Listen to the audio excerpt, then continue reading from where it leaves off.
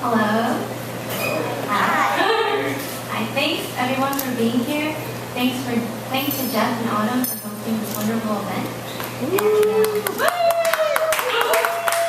And thank you for everyone sharing this wonderful night together with me. And so I'm going to read part of a story. It's sort of longish, so I'm going to read the first part. You can get your second chance at reading it by reading the chapbook. So I will begin. It's titled Love Unrequited Ouch. I waited for him for an hour, and then 2. Then I waited and waited for what seemed like days, centuries, eons, but was really only 5 hours. It was past midnight. Many of the travelers from Dallas, Atlanta, and Fort Lee were on their way to their next destination. I looked around and saw no one, seats empty. There were no more lines at the counters and no employees behind them. There I was at JFK Airport with my bags at my side. My clammy hands clung onto them and my knuckles turned white. Should I take a taxi? It was a quick thought, but more an attempt to cool my nerves. I looked out the sliding doors at the passing cars, including the yellow cabs at the curb. Perhaps that would be the next best thing to do. Why wait any longer? Just go. I got up quickly, hailed a cab, and jumped in. Where to? The cabbie asked. It could have been any place, really. I told him, Times Square, please. And he talked away my anger. I wanted to shout, to express my wrath and my burnt ego, but I just started to cry. The driver eyed me through the rearview mirror, noticed my tears, and snapped his head back and looked out straight at the road. He kept his eyes solidly on what was ahead. Where are you coming from? He asked me. Someplace very far. I felt like I was lying. He huffed and kept driving. During my flight, I remember telling myself that this trip was going to be different. I was going to be different. It's a new city, a new place, a new start. The cabbie could have taken me anywhere. It didn't matter anymore. All I wanted was a bed, to be clean, and to feel safe. I just wanted to be alone. I wanted sleep. Flashbacks to the Toledo airport flew through my mind. Thoughts of checking my bags, going through security, looking down at my driver's license as I gave it to the security guard and placed it back in my wallet and thought, I'll be from a different place now. How excited I was to be in New York City and about what he and I would do. But how could he actually stand me up? Again? But then, come to think of it, I hardly knew him at all. We met through a friend of a friend, Sylvia. She first mentioned him in conversation. Dropped his name a couple of times. She seemed slyly persistent on me meeting him. Sandra, dear, you really must meet this really nice young man. He does the most intriguing work, and he's very attractive. I think you like him.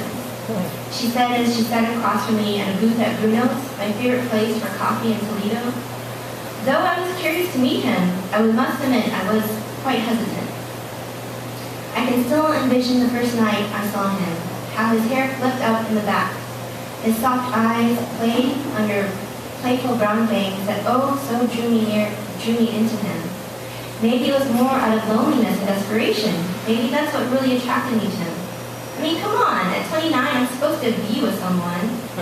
It's the first time like that when we haven't seen one another in a while. So how's your love life? It was as if I was the only single one left. But it's difficult to have a significant other when the other person really doesn't make you feel all that significant, like right this very moment. The cabbie steered over to a side street in Times Square and stopped in front of a hotel with a flashing sign in the front window that intermittently lit up with the word vacancy. How's this? He asked. I gave him some cash and stepped out.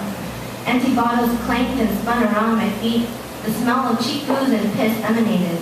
I wanted to pass out. When I reached the front desk of the hotel, I was in a daze. May I help you? The clerk asked. His starched white shirt was just as stiff as his demeanor. I looked around as if I was in a room of other people, but it was just me, the lone customer at 1:30 a.m. Can I help you? He asked, looking exasperated. He looked at me with a half smile, which brought me out of my daze. A room, please. For 1? 2? He asked. No, just a single room with a single bed, thank you. He gave me my keys. I stole away to my room. Opening the door to my dark room, I stood there for a bit. I felt a light draft and noticed that the window was slightly open. In front of it fluttered around in the breeze a little card taped to the table that read, "We wish you a peaceful stay at Sleepaway." I threw the card in the trash. The door slammed and shut behind me, and I tended to my bags. Good thing they weren't too heavy, or I just might have left them in the taxi. "No more extra anything," I exclaimed and hurled them onto the bed. I awoke the next morning to cars honking and trucks beeping. Everything screeched into my ears as I shot out of bed. "It's morning already?" I said to myself as I stretched and turned to each side. Groggy and walking around in a zigzag, I got dressed. Out in the daylight, New York City was bursting with light. A man wearing a long black coat walked by, as well as a girl in leg warmers and a backpack, and another guy in a gray Argyle sweater and an open North Face jacket, all of them bright-eyed and seemed ready for a new day. I stopped into a cafe and grabbed some coffee and thought perhaps I should call someone. But who? I felt alone and exhausted. I almost didn't want to dial, but out of sheer will I pressed the buttons. Should I be calling my only friend in the city? He? We had known one another since our days of acne, Cranberries albums, and sweet crushes. We used to have sleepovers and prank call our crushes, only to hang up giggling. The phone rang and she answered. "Hello? Dee, it's me. How are you? How are you doing? I'm in the city." I didn't stop myself from talking so quickly. It was so comforting just to hear her voice. "Is this Sandra? Oh my, hi. How are you? Where are you? Are you in New York?" "Yes, it's me. It's really me. Oh my goodness, it's so good to hear your voice. You'll never believe what just happened." "Sandra, it's been so long. Where are you? Where are you staying?" I felt at home around Dee's dining room table. Smells of rosemary chicken, roasted potatoes, and buttered asparagus made their way through my nostrils, and my stomach grumbled. "Someone's hungry," he exclaimed. "Holy cow, after eating Chinese cake on airplane food the day before? Well, this is just heaven," I nearly cried. "Hopefully it tastes like heaven," he laughed and gave me a hug. Dee's husband, Alan, took a seat next to me. I could smell his cologne as if he had just sprayed it on. It flowed and exuded off of him, even from under his bulky navy blue school sweater. Eternity for men.